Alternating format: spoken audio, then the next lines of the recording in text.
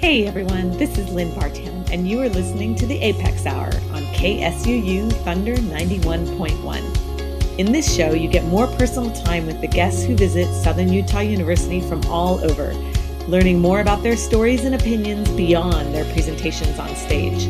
We will also give you some new music to listen to and hope to turn you on to some new sounds and new genres.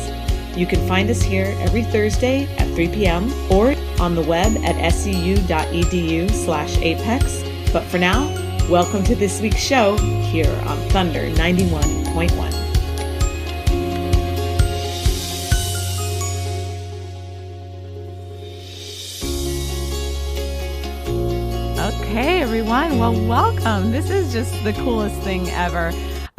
So this is the A.P.E.X. Hour, and this is the fall 2020 edition. We're trying something new. I'm trying something for the very first time. I'm so excited to be here. I'm actually doing this radio show live over the air and also on a Zoom call with one of our very own faculty members. So I'd love to welcome in David Berri. Welcome, Dave. Hello, everybody. That's so awesome. How are you doing today? You sound like you were fighting a little bit with your computer. Yes, we are all adjusting to teaching via Zoom. I am doing all of my teaching this semester from my living room, which is, by the way, phenomenally cool. I don't know I'll ever come back to SUU. Living room teaching is easily the best teaching ever. My morning class, Zoom crashed in the middle of it. So actually, no, it wasn't Zoom that crashed. The entire computer crashed. Oh my gosh. Computer crashed, but I have two laptops, so I was able to switch to a second laptop and continue. But Windows did tell me later it decided to update during the class and it crashed the computer. I see. So that's probably what happened. Well, hopefully. Yes. So thank you, Windows. Our time together will go much better than that. I hope so. Well, I'd love to start with you just telling us a little bit about your background. And I should preface it by saying the reason we're having this conversation is because this semester I'm teaching a brand new music business class. And that's really cool and really exciting, and I love it. But the thing is that I put a call out to colleagues and friends to say, hey, is anybody interested in collaborating and finding any cross references or different things that we can talk about that have to do with entrepreneurship in the arts? And Dave Berri said, I'd love to talk to you about any crossovers and blends between sports economics and the arts. So that's kind of how today's talk came to be. So Dave, tell us a little bit about yourself and what you do. Okay, so this is what I do. My primary area of research is sports economics, and I've been doing this for, I would say, 25 years or so. And I've written books, and I've written a textbook, and I've written lots of academic articles, and I've done lots of writing for the popular media. I get interviewed a lot by the national media. I was on NPR like 3 or 4 times this summer. So this is sort of what I do. I do a lot of stuff with sports. And so when you said, hey, do you have any comments on music and business? Oddly enough, I started off life as a music minor. Oh, I didn't know that. Yes. And I was really awful at it. That's not something that I was good at. I had this idea that I would be a musician. I like singing and I like music, but it turns out that requires an awful lot of effort. And I was not liking that. So effort was not something I wanted to do. So I would say sports economics became my default because it was easier than music was ever going to be for me. I did spend my last year writing a book for my history class, and the history. What I do in this, it's a first year history class, and so I incorporate a lot of references to music and movies throughout the book. So my book has links to like 100 or more than 100 music videos, all things from my own personal collection of things that I listen to. So music's like a big part of my life. But I'm not good enough to actually do much with it beyond listen. But when you talked about this whole thing with, music and business, I was thinking, there's a lot of connections between sports and business. And so I was thinking, what would be some lessons from sports that you would want to convey to musicians how do what should, and I think when you think back on sports, when we look at sports, we tend to think about the sports that already have an audience. The audience is already there. Major League Baseball, National Football League, they already have an audience. And people sort of look at this and say, well, there's always been an audience for that. But when you study the history of sports, you learn historically there was no audience. I just finished a book on the economics of the Super Bowl, and one of the stories we tell in that is the very first title game in the NFL was in 1932. They came up with this idea because the NFL didn't have any money. They were very poor. 90% of their first 40 franchises failed completely. They went out of business. There's only 4 franchises left from the early history of the NFL. They had franchises all over America, and they all failed. Wow. They were very poor. So in 1932, when the season ended, they had 2 teams that had 1 loss, and they got a marketing idea. They said, why don't we have those 2 teams play each other in a title game to be the champions of 1932? Well, the problem was one of the teams was the Chicago Bears, and they decided they'd be the home team. But the problem was it was December.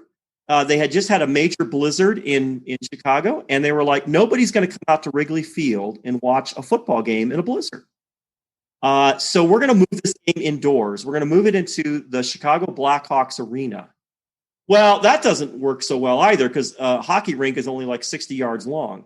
They said, okay, we're going to rewrite the rules so that we can have a football game on 60 yards. So what we'll do is once you cross midfield or the 30-yard mark, we're going to move you back 10 yards to make the field longer. We're going to make it so that you can't kick field goals because that would be too easy. You have to score touchdowns or nothing.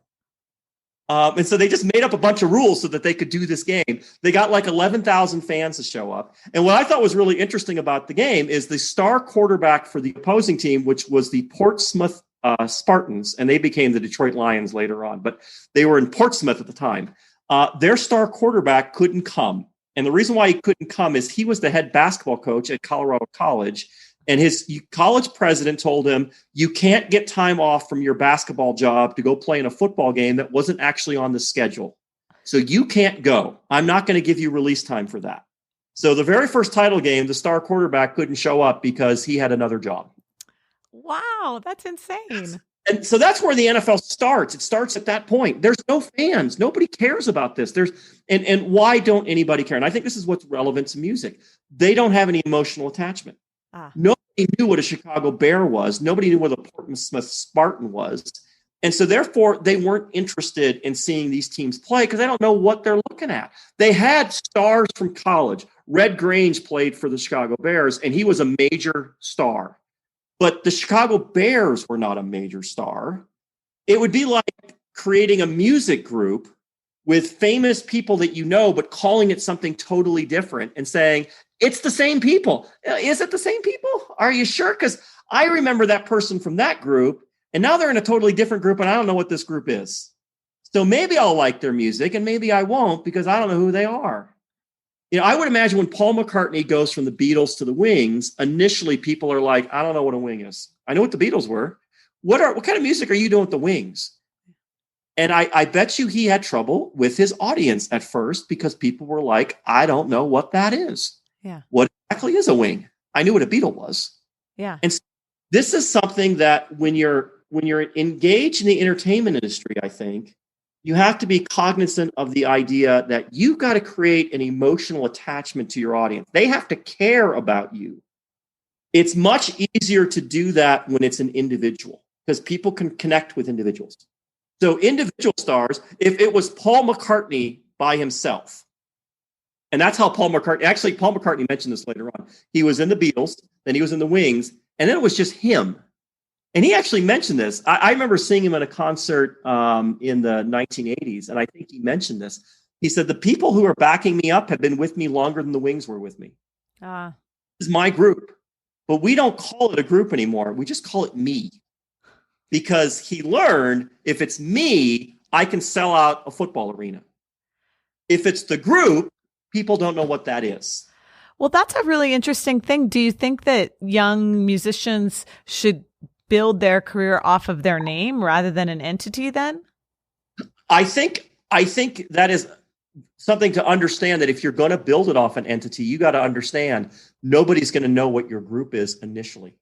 It's much easier to connect to a person. And that is typically, isn't that, I mean, has that been your experience? If you think about how people market groups, that usually they center in on one specific member of the group and focus on that person. In fact, it isn't, I'm trying to think of it. What's the group No Doubt, right? Yeah. Gwen Stefani.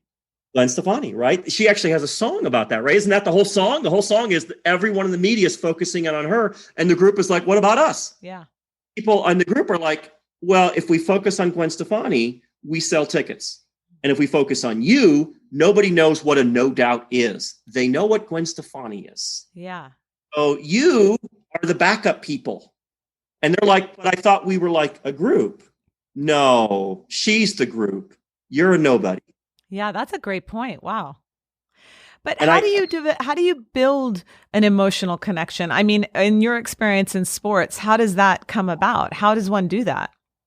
Well, in terms of team sports, the history is it takes decades, which is probably something you doesn't want to hear. No, not at all. So in team sports, it does take decades to do this. The NBA started in 1946. Today, they draw about 17, 18,000 fans a game. As recently as the late 70s, early 80s, attendance was under 10,000 fans a game. Right. Wow. Even that late. So 40 years into it, it took them well over 40 years to get to 10,000 fans. Same thing in baseball. When Babe Ruth was playing, he often played before very small crowds. The Yankees drew, but a lot of people did not. The problem is it does in sports. It's a generational thing. You become a sports fan because of your parents. And so you learn about what teams you like because that's what you grew up with. It's hard for an adult to suddenly become a fan of a team. They don't have any history with it. So they don't know what they're rooting for. I've been cursed in my life with always being a Detroit Lions fan. I grew up in Detroit. That's the team I followed as a kid. They're awful. They never win. They're never going to win. They just disappoint every year. We haven't started the season yet. So right now, every Detroit Lions fan is like, I think we're going to be a winner this year. And they're going to start playing on Sunday. And about one quarter into that first game, when they're down by 2 touchdowns, we're all going to realize it's just the same team that we've always rooted for. They're going to be losers. They're always going to be losers. But that's I haven't lived in Detroit in nearly 40 years. I would never live in Detroit. I've lived in the Western United States for a very long time. For almost this entire century, I've been in the West.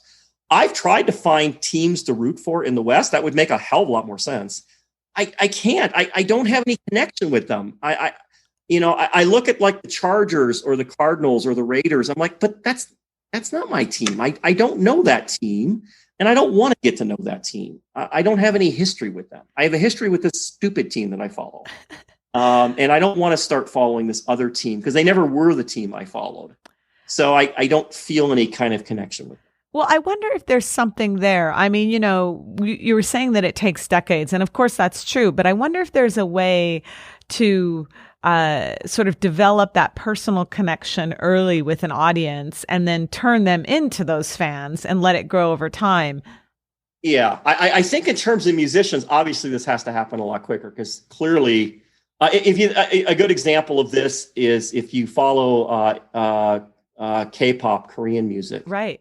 Blackpink is phenomenally huge. And obviously they've only been around for like a couple of years. They only have like about 25 songs and they have a phenomenally huge following. So they were able to make a connection with obviously millions of people very quickly. There are other K-pop groups that are very similar to Blackpink. Right. ITZY's a really good example of that. They're very similar to Blackpink. They have a following. It's not Blackpink. It's not quite the same thing. It's close. My wife, by the way, cringes on the fact that I know this stuff. Why do you? That's a badge of honor. Are you kidding? What makes them different? Do you think? Sorry, what was that? In my book, I actually put in some links to K-pop songs because awesome. I started listening to this like a year ago. I really enjoy this. This music is fascinating to me. That's great. Well, but what do you think it is that separates one group from another, and what do you think it is that really gets one group? What makes them different? That's such a good question. I don't know that we know exactly the answer to that. I think a lot of music companies are desperately trying to find the formula that allows them to say, if you do it this way, that works. Typically what you see in music is a lot of imitation, right? Yeah. Comes up with a way of doing things, and then other people follow with the same type of thing because the music company is saying, that worked for them. Why don't you do something like that? And then the artist is like, but that's not me. I'm not really that person, and I want to do my own music. And the music company is like, yeah, but your music doesn't have an audience, and there's no one's made a connection with you yet. And so music is replete with stories of musicians saying, I want to do it this way. The company says, I need you to do it that way. And then they have these big giant fights.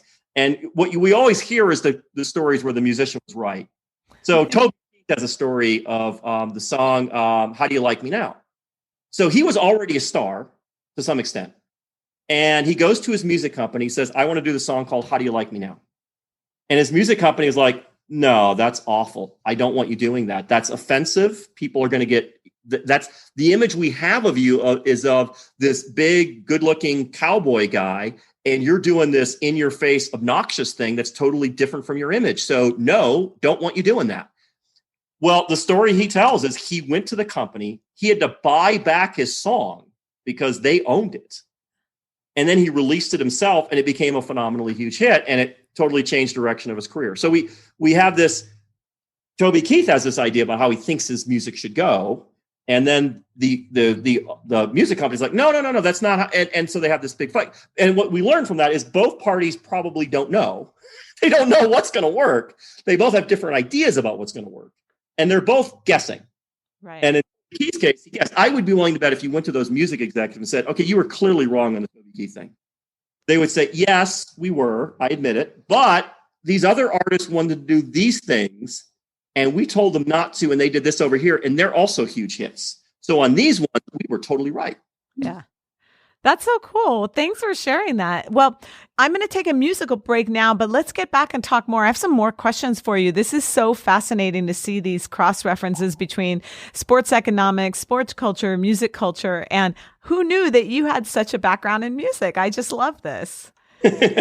Well, as always on the A.P.E.X. Hour, I like to play some new music for you, and I tend to really go towards world music. So this group that I've been listening to is Beau Conte, and the song we're going to listen to is called Maison en Feu. So let's take a listen, and just as a reminder, you're listening to KSUU Thunder 91.1.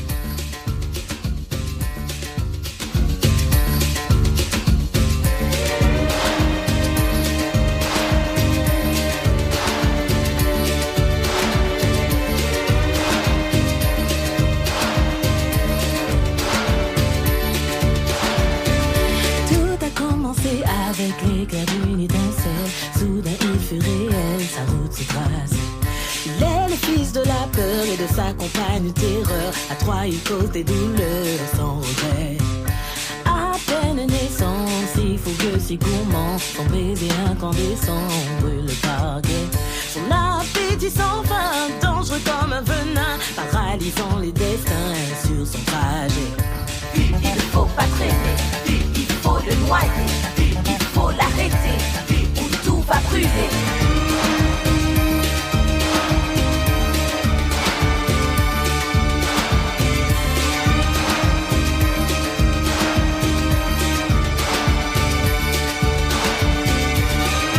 Five or 6 years, I got a huge collection of those songs. Then I started listening to country.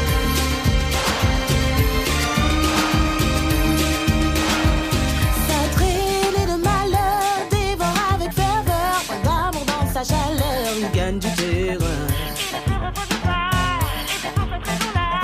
Il n'y a point de répit dans ce combat. Que l'endurance gagnera ce combat. Éteindre ce feu, ouvrir les yeux, faire face au feu, saisir les tuyaux, tomber d'amour jusqu'au petit jour, va s'arrêter.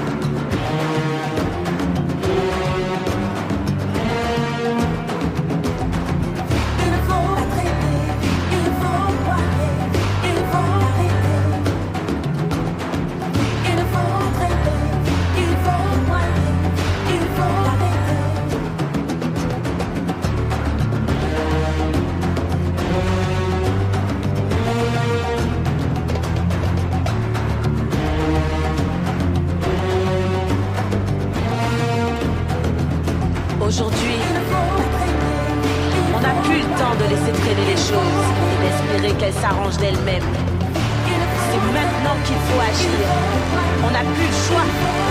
On n'a plus le luxe d'attendre. Ce feu de haine qui se propage à toute vitesse, il est impressionnant, il fait peur, c'est vrai. Mais on ne laissera pas nous détruire. Nous sommes nombreux et ensemble, nous sommes invincibles. Il est temps d'utiliser notre pouvoir. Il est temps d'utiliser notre pouvoir. Maintenant. All right. Well, welcome back, everyone. You're listening to KSUU Thunder 91.1. This is the A.P.E.X. Hour. That song that you were listening to was by a group called Bocante, B-O-K-A-N-T-E.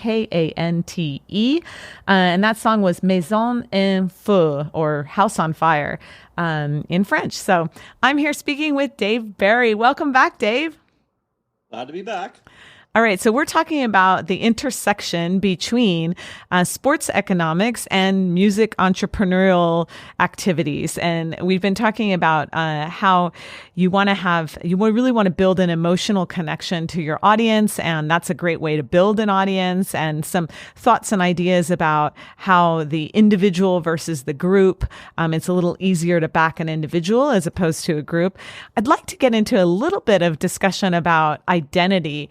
Because I know when we think of athletes and we think of sports and we think of teams, the identity of that team or the identity of that particular athlete is so much of what we are drawn to.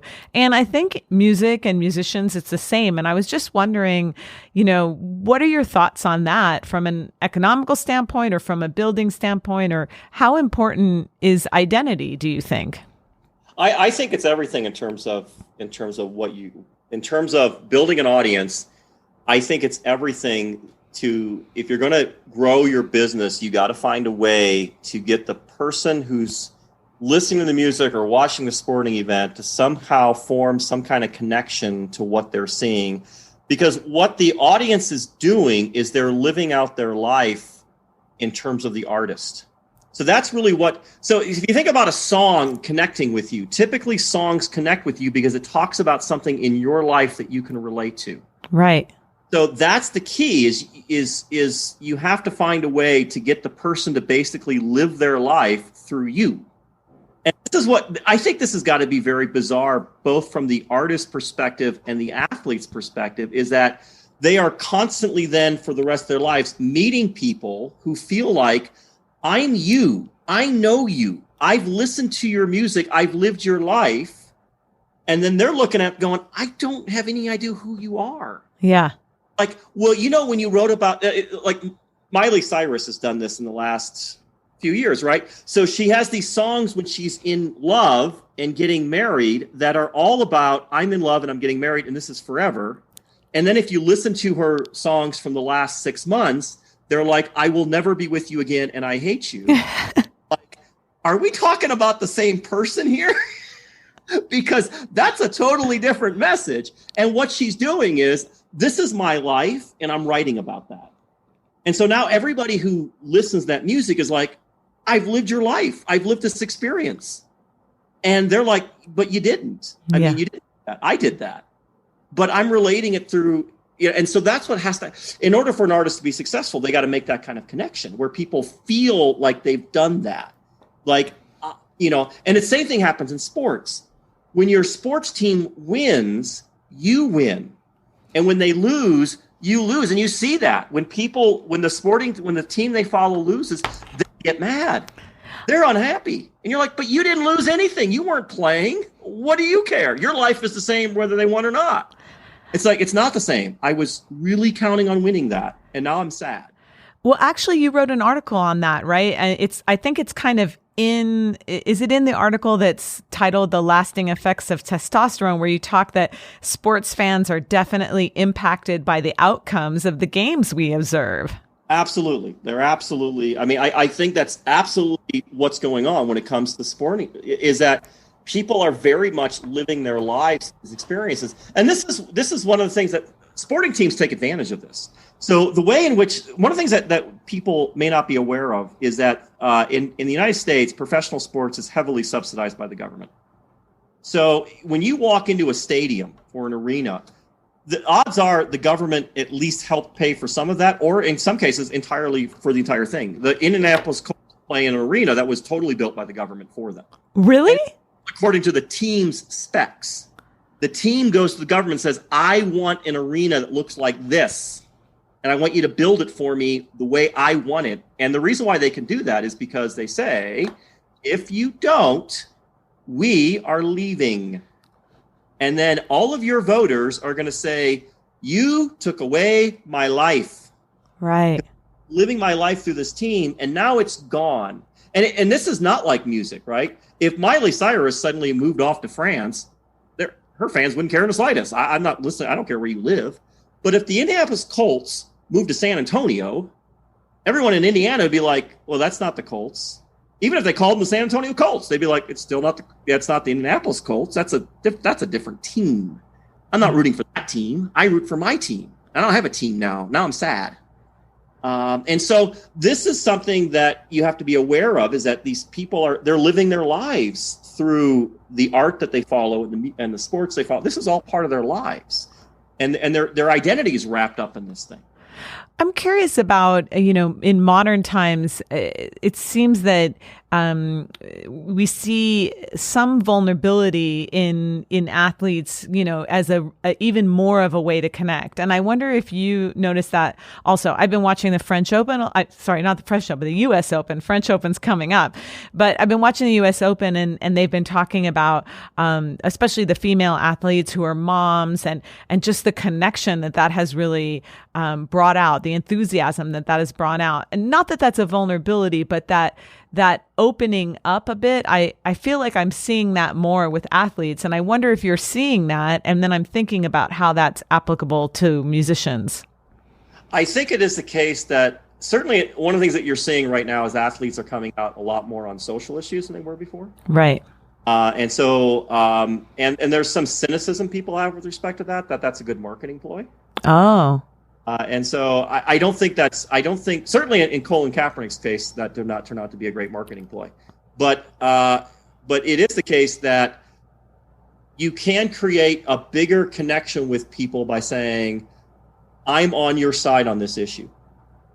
And likewise, when you come out on the side of the issue that you're not on, it creates a wedge with you and your fans. So the tennis star Djokovic came out. He wants to create a union that's only for men in tennis. Right. Really a very tone deaf. This is not the time you would do that. We've had the Me Too movement for a while. It's really, and so he's created a lot of hostility among his fan base because they're like, well, that's really not what we believe in or what we want. And so I think it is the case that people are following athletes for issues beyond just what they're seeing on the field. Yeah. So you can make this kind of connection by saying, look, I'm into the same issues that you're into. I think the same things that you think. I've thought about these things. So if you were coaching, let's say, a young athlete right now, just, or a young musician, what advice would you give them in terms of building the identity part? I mean, obviously the craft is going to be specific to whatever you're doing, specific to what musical instrument or what band or what sport or what event that you're doing. But on the side of sort of creating your character, creating everything else around it, what advice would you give a young athlete or musician? I would emphasize that your audience goes beyond your abilities. And the way I would illustrate that is think about, I'll give you two musicians from 60, 70 years ago. Andy Williams, Frank Sinatra. Who's the more talented singer? Well, I mean, I guess it's a personal preference. What would you say? Okay, let me ask you this. If you were in a room and it was a blind audition, now I don't want you to think about Frank Sinatra, young Frank Sinatra. Frank Sinatra post, I had my throat ripped out. Well, that's a different story.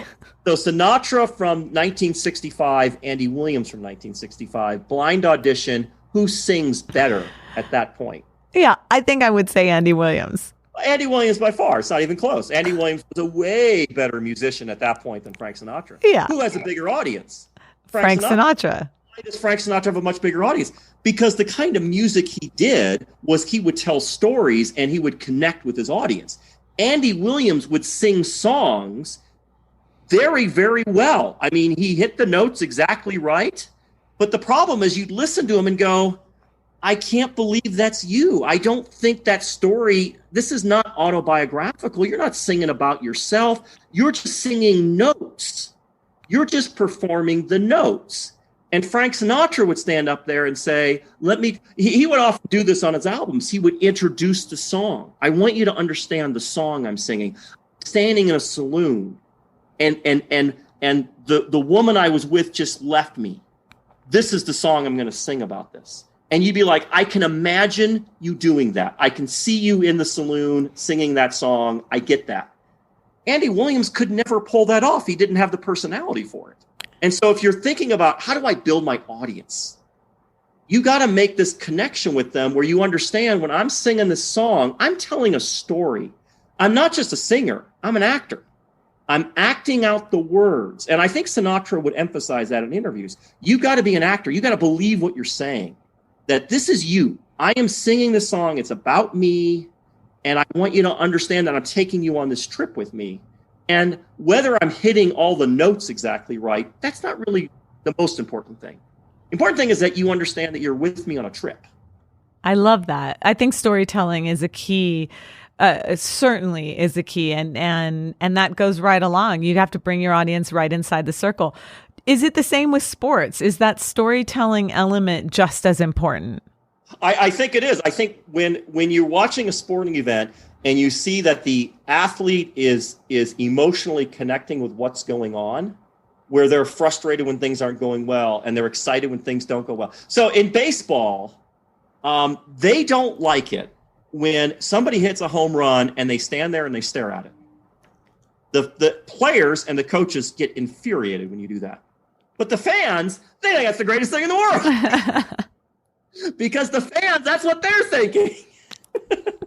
And so there's that. And this, you go back in the history of sports and you think about the athletes who had, the biggest. Muhammad Ali was very big into marketing.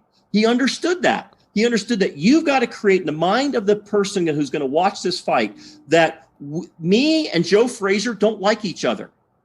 And he would do that. And one of the things that you would pick up in interviews with him is that a lot of that was play acting. He goes, I don't have any feelings about Joe Frazier. I don't really care. But it would be so much better if when we get in the ring together, that people are taking sides and they're rooting for one or the other of us because then they care. But if it's just two guys fighting, I don't care about that. I need to know that you both care about this, that there's some kind of animosity going on here. And I need you to create that for me. And if you do that, it makes the whole thing, it makes the emotional experience so much better for us. We'd much rather watch two tennis players who don't like each other play tennis than two tennis players who are just out there going through the motions. That's true. It's like, yeah, you're technically correct. You did everything right. You hit the forehands right. You did that all great. But I never felt like you were emotionally into it. I think you're just going through the motions out there. I need to know that you care about what's happening here. Well, it comes down to feeling once again. I'm going to play one more song and then maybe we'll come back and just do another few minutes of a couple of quick things before our time is up. So the next song I have for you, this is a great, this is a couple of musicians, Terry Lee Carrington, amazing, John Patitucci, amazing bass player. They've come together and this song is called People Get Ready. You are listening to KSUU Thunder 91.1.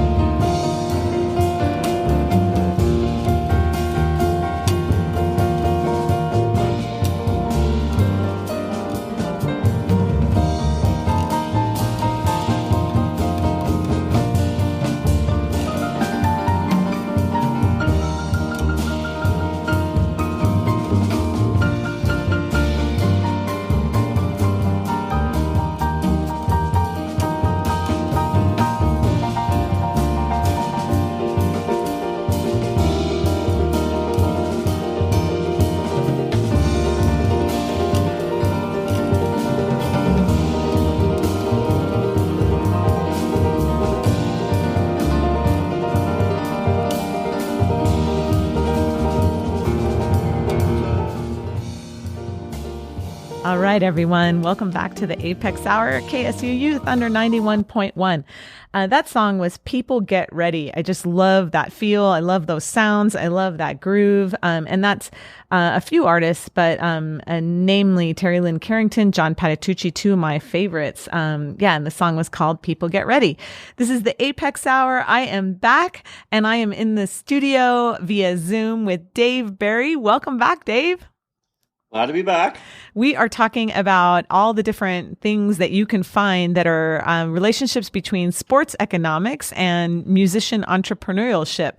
One of the things we got to talking to over the break was kind of about different themes in musicians and also in athletes. So in athletes, you kind of see good guy athletes, bad guy athletes. And then you were mentioning in musicians that you tend to think that some really disparate musicians can be all exactly the same. They're essentially doing the same thing. Can you talk about that a little bit? Yeah, let's think about that for a second. I think if you think about Frank Sinatra, one of his classic songs is My Way, which, by the way, if you've seen YouTube videos of this, he admits he hated that song.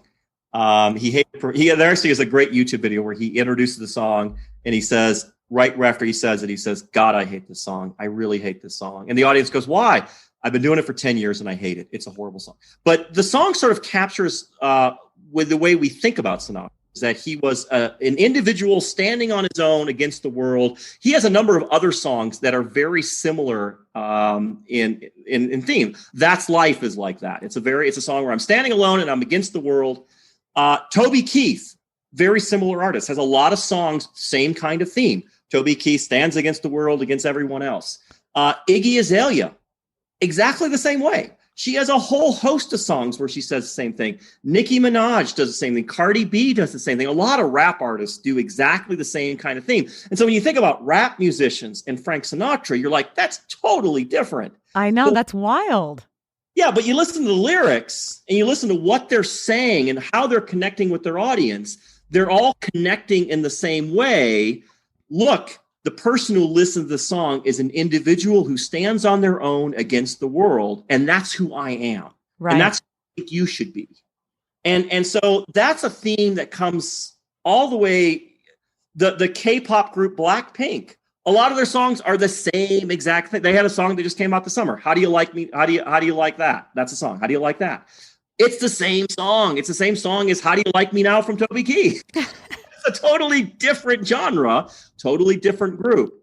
And I think you see the same thing in sports, where you have these athletes who very much adopt the persona.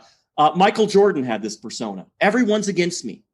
Michael Jordan, in his Hall of Fame speech, basically listed every single person he ever had a problem with. That was the entire speech, going all the way back to like grade school. Oh, wow. All of it. His whole life is spite. That's the only thing that motivated him. He did an interview when he was 40 years old playing for the Washington Wizards, and they asked him, why are you still playing? And he said, there are people out there who don't believe in me. And they're like, people think you're the greatest player that ever played. Who's out there who doesn't believe in you anymore?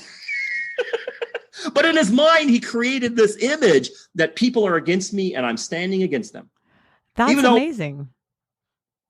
That's such an amazing thing. And I think that I'm sure it's the same in sports. You probably see the same thing in sports. Yes. So I think I think people are motivated by that. I think spite is a huge motivation for people. It helps motivate people to do what they're doing. I'm doing this because people believe I can't do this. Well, cool. Well, thank you so much, Dave. We are almost out of time here, but I have my last two favorite questions to ask you. This has been so much fun. I really appreciate you spending the time, and this has been so cool to find these really unusual connections between things. But I have two personal fun questions. My first question is, if you met the yourself from 10 years ago in a bar fight, who would win that fight? I'm in a lot better shape than I was 10 years ago. Really? Yeah. Oh yeah. Yeah. I've actually been in a bar fight. You have? Yes, I've been in a bar where actually, let me put this way. I've been in a bar where a fight has happened. They are a chaotic experience. I will say that. So typically bar fights are always a toss up, but I'm in better shape than I was 10 years ago. So I'm going to put my money on me right now. Cool. Okay. And then my other question for you is, and I ask this to all of my guests, what's turning you on this week? And this is just a fun way for people to get to know other things about our guests. It could be a TV show. It could be a movie. It could be whatever you want. What is turning you on this week? Well, I mentioned earlier Korean music. I've really been into that. But the thing that's exciting me this particular week for us as we launch school at SUU, we're doing this whole thing where you can teach on Zoom online, and I'm learning that I really love this idea that I get to teach out of my living room. I'm thinking that's the coolest thing ever. I wish I was doing this a long time ago. This sit in my chair in my living room and lecture. Wow, that's so damn. We couldn't do that. That technology didn't exist when I started teaching. This is amazing. When I started teaching, the only technology we had was chalk. So this is really cool. Awesome. Well, thank you so much for that. Well, it's been such a pleasure talking to you. Stay on the line. I'll say goodbye to you afterwards, but I'm going to play my little outro. And on behalf of all of our students and everybody listening, thanks so much, Dave, Berri. I really appreciated you being here. Glad to be here. All right. Well, we will see you for the beginning of the season. And here's our goodbye. Thanks so much for listening to the A.P.E.X. Hour here on KSUU Thunder 91.1. Come find us again next Thursday at 3 p.m. for more conversations with the visiting guests at Southern Utah University and new music to discover for your next playlist. And in the meantime, we would love to see you at our events on campus. To find out more, check out suu.edu/APEX. Until next week, this is Lynn Vartan saying goodbye from the A.P.E.X. Hour here on Thunder 91.1.